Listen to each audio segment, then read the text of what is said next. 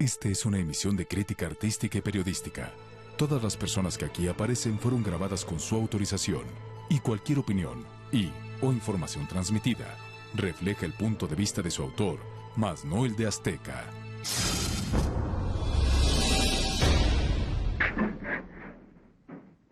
Te voy a matar. Eres hombre muerto.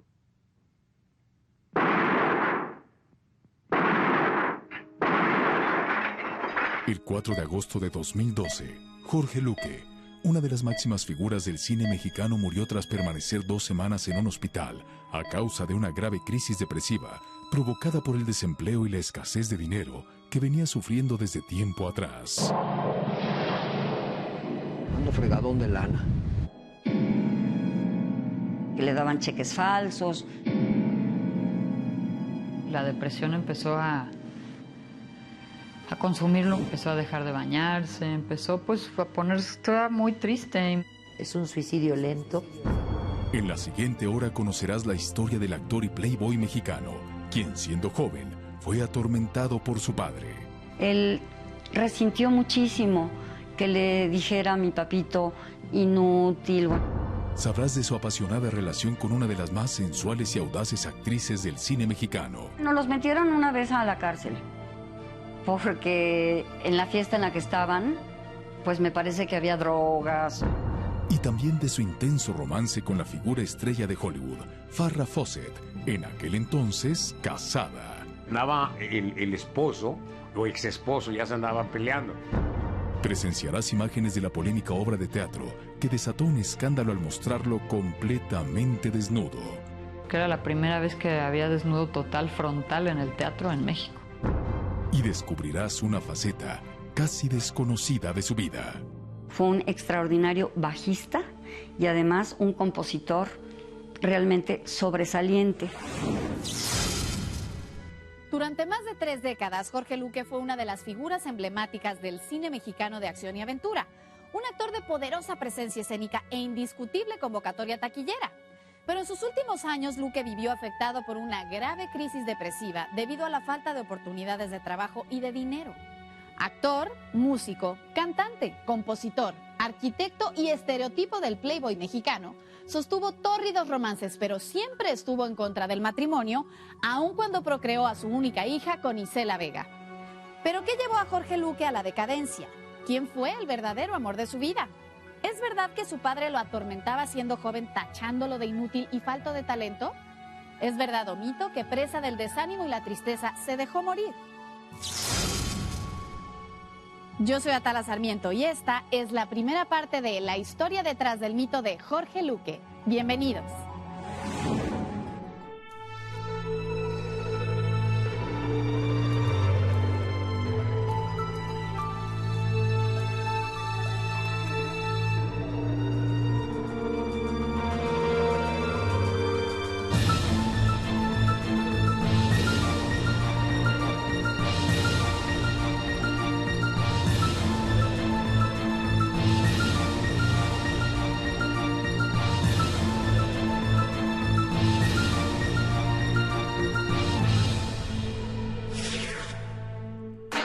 A finales de julio de 2012, Jorge Luque, de 69 años de edad, y quien se hiciera famoso en el cine mexicano por su interpretación de tipos duros y temerarios y antihéroes de acción y aventura, había ingresado por 3ª ocasión al Hospital Santa Elena debido a un cuadro agudo de anemia y deshidratación que se había complicado por una crisis depresiva que desde hacía varios años afectaba al actor.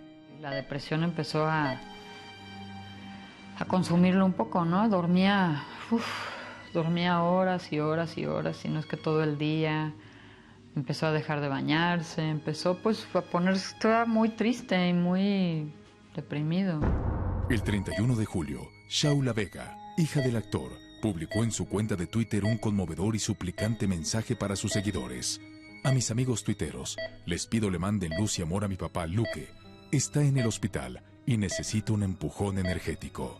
4 días después, la mañana del 4 de agosto, un nuevo mensaje apareció en la red social de Shaula Vega. Gracias por sus mensajes amorosos. Los recibo con mucho amor. Mi papi ya está descansando. La causa oficial de la muerte de Jorge Luque sería una broncoaspiración. Tuvo como un paro respiratorio y creo que puede haber devuelto el estómago y aspirado. Pero se murió muy rápido. Su inesperada muerte provocaría un gran impacto entre la comunidad artística que desconocía la profunda depresión por la que Jorge Luque pasaba y lo cerca que estaba de un desenlace fatal. Entonces a mí me impresionó mucho saber que puede uno morirse de depresión. Jorge Obscura Lango era el verdadero nombre de Jorge Luque. Era el mayor de 4 hermanos y nació en la Ciudad de México en 1942.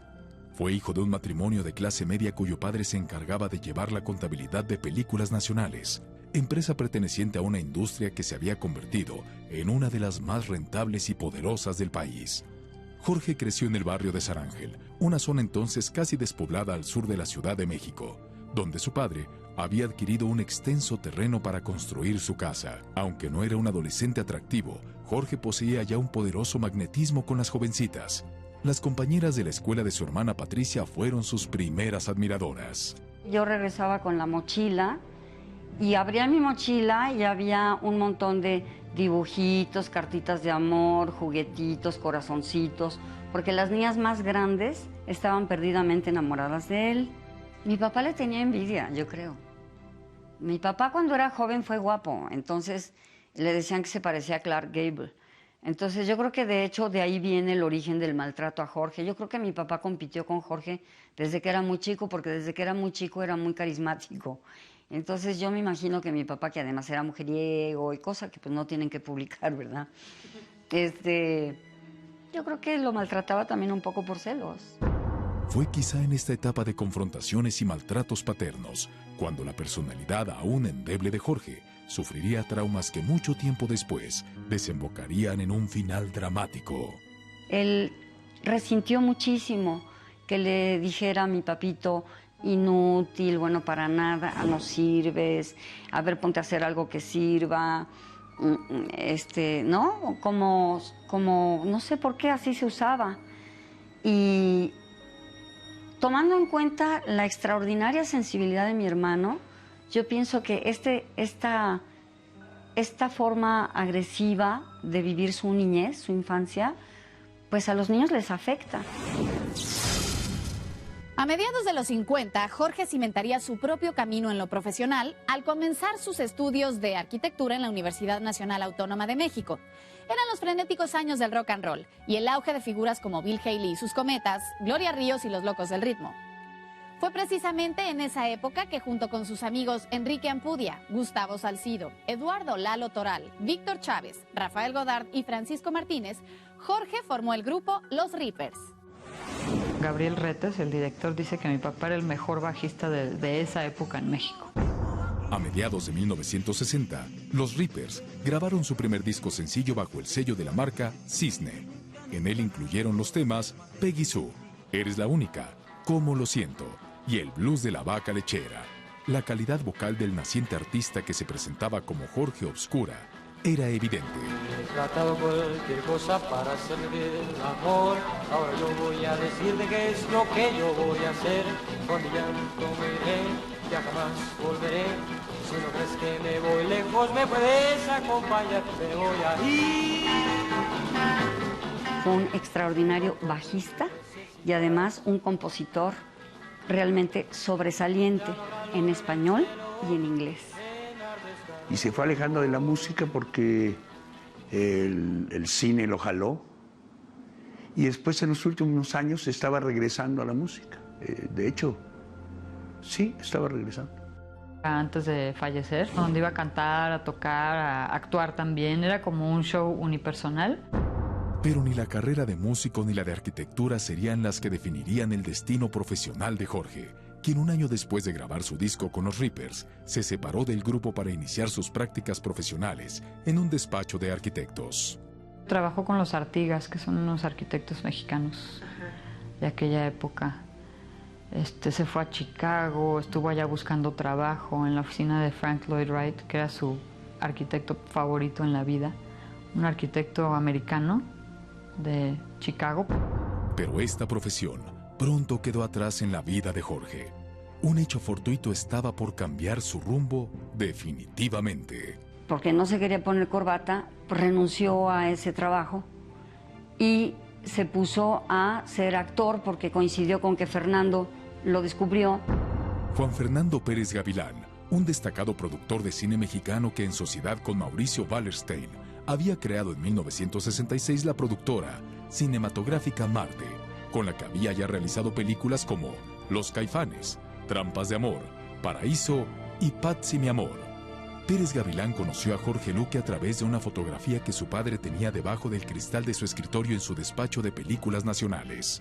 Yo creo que era como una costumbre de la época, pero abajo de los libros, de los vidrios de los escritorios, se ponían las fotos de los hijos. Y en un momento dado entró Fernando Pérez Gavilán y cuando vio la foto de Luque dijo, este es el actor que yo necesito. Así, de verlo en una foto de este tamaño. Lo mandaron llamar. Él me contó que su primera película así en la vida fue una que se llamó Siempre hay una primera vez, donde salía en una fiesta de Hombre 4, o sea, no tenía ni nombre el personaje, pero hizo un beat. Siempre hay una primera vez, una película de 3 historias, en la que 3 mujeres de diferente clase social se enfrentan a su primera experiencia sexual.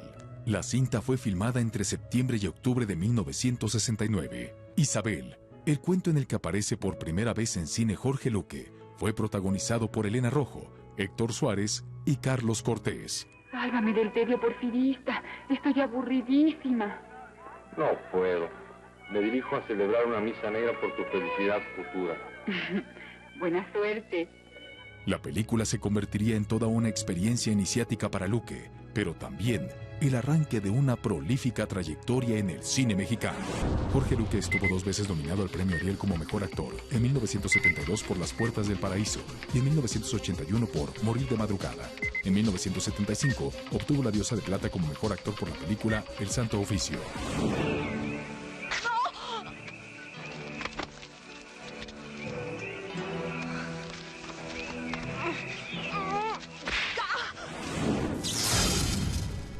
En 1970, un grupo de actores, entre quienes se encontraba Jorge Luque, protagonizaron una polémica obra de teatro que generó uno de los más grandes escándalos del teatro mexicano.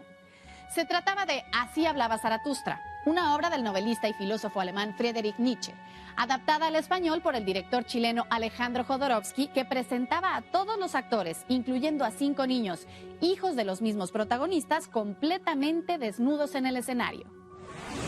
Estrenada en el Teatro de la Danza con 17 actores en escena, 12 adultos y 5 niños, Así hablaba Zaratustra fue protagonizada por Carlos Ancira, Isela Vega, Héctor Bonilla, Jorge Luque, Álvaro Carcaño, Susana Camini, Mike Salas, Luis Arias, Valery Tumbley, Brontis Jodorowsky y el propio director Alejandro Jodorowsky. Zaratustra era un ermitaño que vivía recluido en la montaña, donde reflexionaba sobre la vida y la naturaleza del hombre. Tiempo después regresaba al mundo para comunicar sus conocimientos. Aparentemente, la obra retrataba la voluntad del poder, el eterno retorno y la muerte de Dios.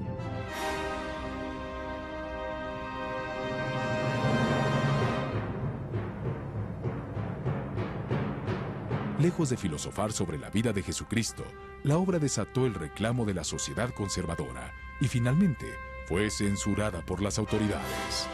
Muy fuerte para la gente, ¿no? Porque era la primera vez que había desnudo total frontal en el teatro en México. Estaban toda la obra encuerados, hasta los músicos. En Así hablaba Zaratustra, Jorge ya sostenía una tórrida relación sentimental con Isela Vega e incluso ya esperaban el nacimiento de su hija Shaula. Sí, fue mi gran amor, el Luque, lo quise mucho. De ahí lo quise mucho, ¿no? De qué bárbaro, cuando vivíamos juntos. Una adoración la que le tenía, bueno, así fue. La audaz obra significó para Jorge Luque el impulso necesario para entrar de lleno al cine mexicano, y aunque su primera incursión no lo había dejado satisfecho, en 1971 filmó su segunda cinta, El jardín de la tía Isabel, dirigida por Felipe Casals y estelarizada por Jorge Martínez de Hoyos, Claudio Brook, Ofelia Guilmain y Gregorio Casals. Y ya de ahí empezó a saltó a papeles estelares. O sea, lo vieron a cuadro y creo que les debe haber gustado mucho su presencia, su cara, su voz, su naturalidad. Mi papá nunca estudió actuación. De hecho, mi papá era totalmente lírico en sus aptitudes. Su talento, apostura y naturalidad atrajeron pronto la atención de productores norteamericanos y sin proponérselo, llegó a Hollywood. Pues dio un salto, pero cuántico y muy joven. Creo que su segunda o tercera película fue filmada en Hollywood con William Holden y era el coestelar, mi papá. Y tenía 27 años. En 1972, Jorge había viajado a Hollywood para filmar Los Vengadores con William Holden y Ernest Borgnine. Ese mismo año realizó La venganza de Ulsana, Ulsana's Raid, al lado de Burt Lancaster y Bruce Davison. Ulsana is long time in the agency. His power very thin. Smell and his nose are all smell of the agency. Después hizo comedias, trabajó con Danny Glover, trabajó con Harrison Ford, también trabajó con Gerard Depardieu, películas francesas, o sea, trabajó mucho en el extranjero también. Con el tiempo, Jorge Luque sumaría una impresionante trayectoria de más de 170 películas, mexicanas y extranjeras, situándose entre las más taquilleras figuras del cine de acción y aventura. Yo con él hice como unas 4 o 5 películas con Jorge. Un buen compañero. Una película que hicimos en Lanzarote, en Canarias, se llama Oro Rojo, que es la primera vez que compartimos como actores un tiempo importante en Canarias. Ser una figura reconocida del cine le daría también una posición privilegiada cuando a mediados de los 80 comenzó el boom de los videohomes, películas en cinta de video de rápida producción y bajo costo que por sus características no tenían que pasar por el ojo supervisor de la Secretaría de Gobernación. Los videohomes tenían temáticas principalmente de narcotráfico, delincuencia organizada, bandas delictivas y choques entre ampones, policías judiciales y justicieros. Estos dos últimos, los personajes que más veces encarnó Jorge Luque. Va usted a responder al cargo de tráfico ilegal de narcóticos y asesinato en tercer grado. Imbéciles. No tienen pruebas. Sí las tenemos. Y testigos también.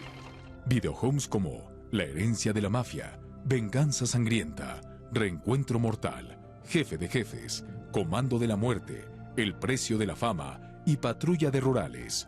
No solo significaron para Luque proyección internacional como actor, también atractivos sueldos y ganancias que le permitían vivir holgadamente. Se ganaban un dineral produciendo esas películas, algunas muy muy malas y otras no tanto. Pero sí, mi papá empezó a hacer mucho, porque empezaron a producir mucho esas. Pero la interpretación de justicieros, hombres duros y arriesgados, no fueron los únicos estereotipos que consolidaron a Jorge Luque en el cine nacional. Su imagen de conquistador y playboy también lo harían famoso, un estatus que no estaba tan alejado de la verdadera personalidad del actor. Él era un hombre muy encantador, digamos que era un involuntariamente un conquistador involuntario, porque se le juntaban las chicas, las medianas y las grandes, siempre estaban alrededor de él. Yo veía que tenía éxito con las chicas, sobre todo lo veía yo en las giras. Cuando íbamos de gira, él salía y cantaba unas baladitas. Y yo veía que las chicas gritaban y le pedían el autógrafo y las fotos y aquí y allá. Jorge tenía su buen éxito. Era impresionante, un tipazo. Era un muy buen tipo, un poco del estilo de Jean-Paul Belmondo, un poco, no ese guapo, sino ese más bien feón, pero con sexapil, ¿no? En 2012, Jorge Luque trabajó en su última película, Borrar de la memoria, un thriller policíaco del guionista Rafael Aviña dirigido por Alfredo Gurrola. La historia está basada en los trágicos acontecimientos del 2 de octubre de 1968 en Tlatelolco.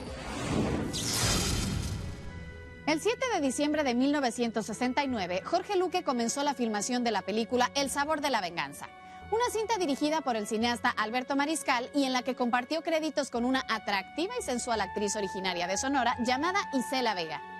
Isela interpretaba a la madre de Judd Carson, personaje encarnado por Jorge Luque. Sin embargo, la relación entre ambos protagonistas se volvería tan estrecha fuera de los sets de filmación que un año después procrearían a su única hija, Shaula Vega. Le pusieron pupilentes azules en El sabor de la venganza. Isela se lo ligó. Mi mamá estaba sentada en una mesa y mi papá llegó. Y mi papá tenía una cita ese día con una chava. Y entonces fue con mi mamá y se la presentaron, la señora Isela Vega y no sé qué, Jorge. Y mi mamá le dijo, pues siéntate, vamos a comer, ¿no? O lo que sea. Y mi papá le dijo, no, es que tengo una cita y pues me tengo que ir. Y le dijo, pues yo creo que tenías, ¿no? Pero sí, mi mamá así de, no, tú no tienes ninguna cita, venga, para acá. Esa es la versión de mi papá. Le dije, ¿qué vas a hacer para el resto de tu vida? Así, ¿qué piensas hacer para el resto de tu vida? ¿Y cómo te parecería que lo hiciéramos juntos? Y pues Luque era un hombre muy guapo, muy atractivo, así muy macho, muy varonil. Él era pasional. Y él, yo creo que también. Y se entendieron. Sí, vivimos una pasión muy, muy grande. Y yo lo adoraba a Luque. Lo quise muchísimo. Pero era muy pizcapocho, como le dicen. Era ojo alegre, era así. Y coqueteaba, era coqueto por naturaleza. Y luego salíamos y era muy mala onda para mí, porque como se ponía a coquetear, yo tomaba y a mí no me gusta, ni me gusta el alcohol. Pero me ponía hasta las trancas porque no puedo lidiar muy bien con la frustración. Y era frustrante, me molestaba. Entonces terminaba muy peleada con él. Fue uno de los romances más sonados del cine mexicano, porque los dos eran lo más hermoso que te puedas imaginar. O sea, eran dos guapos, animalotes, sensuales. Nos los metieron una vez a la cárcel, porque en la fiesta en la que estaban, pues me parece que había drogas, se los llevaron a todos a la cárcel. Y no me acuerdo bien, pero Jorge y Isela lograron salir la misma noche. No pasó ni una noche, pues, encerrado, ¿no? Pero sí se los llevaron por escandalosos. Les tocó ser rebeldes juntos, encuerarse en el teatro, probar drogas, probar hongos. Yo creo que ellos dos eran una combinación muy interesante. Dos personalidades fuertísimas, muy brillantes los dos. Isela guapísima. Y pues Luque también era muy guapo. Él era muy celoso y veía mis libretos. Y si había así romance en la película, ¿verdad? Ya estaba de mal humor. Yo para irme de locación tenía que con mucho tacto decirle, me voy a ir de tal fecha a tal fecha. Pero tras casi 3 años de apasionada relación y a pesar de que se habían convertido en padres, se produjo su sorpresiva e inesperada separación. Así no es. Así no quiero yo la vida. Y este hombre nunca va a cambiar. Él es así. Entonces un día le propuse, el primero que encuentre a dónde irse, se va de esta casa. Y él encontró a dónde irse, por lo cual me imagino que qué bueno que se liberó de algo, ¿no? Y además esta no era sana, porque era así de mucha pasión y de mucho, de celos y de cosas de esas, sí. Ay, telenovela, no, gracias.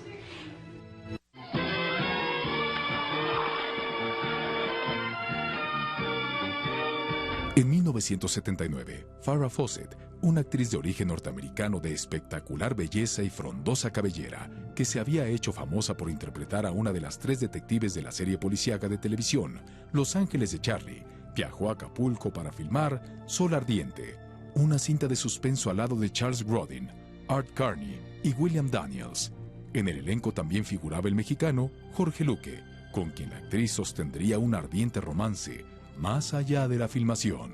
De que llegué a Acapulco, me digo, llévame al set, en una casa en Las Brisas, estaban filmando ahí. Llegué yo y otra niña, una americana también. nos recibió la Fara. ¡Ay, welcome to the set! Yo pensé que iba a ser así toda, porque era la superestrella en ese momento de Los Ángeles de Charlie. Y no, una mujer amable, decente, simpática. Pero como conquistó a Fara, fue diciéndole, yo quisiera tener tus piernas. Y Fara le preguntó, ¿cómo? Y Luque le dijo, aquí. Me hablaba para saludarme, Buki, ¿cómo estás? Me decía Buki. Aquí estoy en Acapulco. A ver, espérame, ¿te quiere saludar la Fara? Ah, espérame, ya me la pasaba. Yo era chiquita, yo no sabía de quién hablaba. O sea, yo hablaba con una señora muy linda, con una voz súper dulce. Hi, en inglés. Y me saludaba y platicaba conmigo y me decía, tu papá está muy bien, estamos felices, a ver cuándo te conozco. Y yo supe que hasta se perdieron en la selva de Acapulco, de Guerrero, por unos días y los andaban buscando, pero pues ahí andaban muy enamorados. Pero Farrah Fawcett no era una mujer libre. Estaba casada con el actor estadounidense Lee Majors, quien daba vida al hombre nuclear en la exitosa serie de televisión. Majors viajaba constantemente a Acapulco para encontrarse con su esposa. En una de esas visitas, se enteró que Jorge Luque flirteaba con su esposa. Andaba el esposo o ex esposo, ya se andaban peleando, que fue a verla ya a la locación. Farrah le mandaba el guarura a recogerlo para que se lo llevara a la locación. Como que sí se clavó con ella, ¿no? Y estuvo, 3 meses que estuvieron aquí, luego la fue a ver a Los Ángeles, se volvieron a ver un par de veces. Sí, la vi en Los Ángeles un día, en la oficina de la producción, y me dijo, ya me voy a Nueva York, estaba haciendo un shampoo, hacer su promoción y todo su relajo. Que estaba rodeada de guaruras y que era una bronca andar con ella, ¿no? Y que ahí se desilusionó Jorge y dijo, no, aquí me estoy metiendo en camisa de 11 varas, ¿no? Ya nunca la volví a ver, pero me hablaba por teléfono, ¿cómo estás? Bien. Divina. Patricia Luque, hermana de Jorge, asegura que ni Isela Vega ni Farrah Fawcett fueron los dos más grandes amores de la vida del actor. Menciona a una mujer poco agraciada físicamente de nombre Álida, esotérica y tarotista, quien murió de un infarto al corazón. Jorge Luque vivió idilios con muchas mujeres, pero nunca creyó en el matrimonio. Mantuvo una vida sentimentalmente reservada, pero de todos conocida. Pocas fueron realmente las parejas que vivieron intensamente el afecto del actor, algunas incluso reconocidas actrices del cine y la televisión, como Diana Golden, a quien conoció en 1987 cuando filmaron juntos la película El ansia de matar. Diana habla por vez primera abiertamente de esta relación. Seguramente comunicaron su posición antes de atacarnos. Así que hay que evacuar el campamento. ¡Saquen a las viejas y vámonos! Fue mi adoración. Estuve locamente enamorada de él. Me enseñó las primeras escenas de acción, cómo me tenía que caer, cómo me tenía que mover, cómo recibir un golpe. Pero ese amor traspasó una amistad impecable. Y nada más de que me hace, se me aguan los ojos. ¿Qué te puedo decir? Solamente lo puedo recordar con sonrisas, con su música. Yo creo que muchas de las personas o chavas con las que salió se convirtieron realmente en amistades muy valiosas para él. Yo lo amé profundamente, no me da pena, para nada. Fue un hombre extraordinario que siempre va a ser parte de mi vida. A mediados de los 90, Jorge Luque enfrentó una inevitable decadencia artística debido a la poca producción de películas mexicanas. El actor, que en su mejor momento había ganado grandes cantidades de dinero, empezó a sufrir desempleo. La crisis económica y el olvido de la industria que lo había convertido en toda una figura resultó devastadora. Luque llegó a hacer 8 películas en un año, como 10 años, mucho tiempo. Hizo muchas películas. El cine declinó, ¿no? Entró a la economía nacional, se infiltró el mundo del video home, que ya era como una estructura financiera completamente distinta, ¿no? El cine mexicano se transformó drásticamente con el mundo del video home y la piratería. Encuentro el papá de Jorge Luque, que trabajaba en películas nacionales. Y el papá me paró en las escaleras y me dice, mire, Jorgito, váyanse buscando otra cosa, porque esto ya se acabó. Y dije, ¿cómo que se acabó? Sí, me dice, el cine mexicano perdió sus mercados. El cine mexicano va a cerrar las puertas. Así que tanto tú como Jorge Luque váyanse buscando otra cosa. Sí, les afectó porque no había trabajo. Si un actor no trabaja, pues ¿qué hace? Si se dedica al cine y se acaba el cine, pues ¿qué sigue haciendo? Además del cine, la televisión fue otro de los escaparates en los que las ofertas de trabajo y los buenos sueldos comenzaron a escasear para Jorge Luque. Eso creo que es lo que lo fue desgastando por dentro. O sea, llamaban, pero pues ya no pagaba lo mismo que cuando, ¿no? Esa transición creo que fue muy difícil para él.